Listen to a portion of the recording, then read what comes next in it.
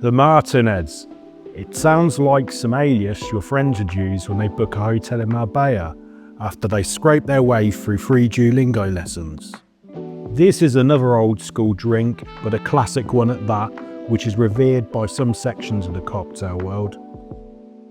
The ingredient lineup: Old Tom gin, sweet vermouth, maraschino and Angostura bitters. It can also be made with a London dry gin or Geneva if you have that. I'm going to kick this off by adding 1.5 ounces, that's 45 ml of gin to our mixing glass. Then add 3/4 ounce, that's 22.5 ml of sweet vermouth. A lot of recipes would ask for 1.5 ounces, but I'm sticking with 3/4 ounce on this one. Then add 1/4 ounce, that's 7.5 ml of Maraschino Liquer.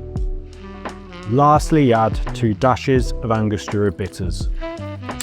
Then we're going to crack some ice, like an expensive vintage vase you accidentally brush past when you visit someone else's house.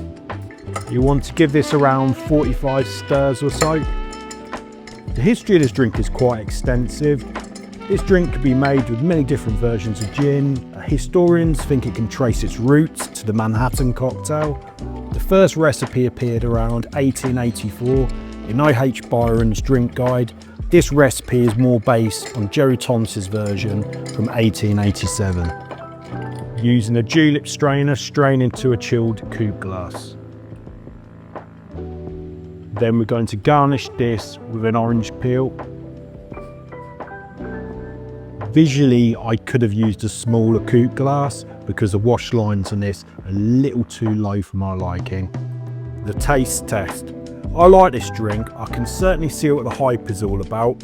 It gives me after dinner drink vibes, not as a dessert drink, but something I would serve instead of a sherry, for an example. And I could really see this working as like a Christmas drink. Gives off those kind of vibes.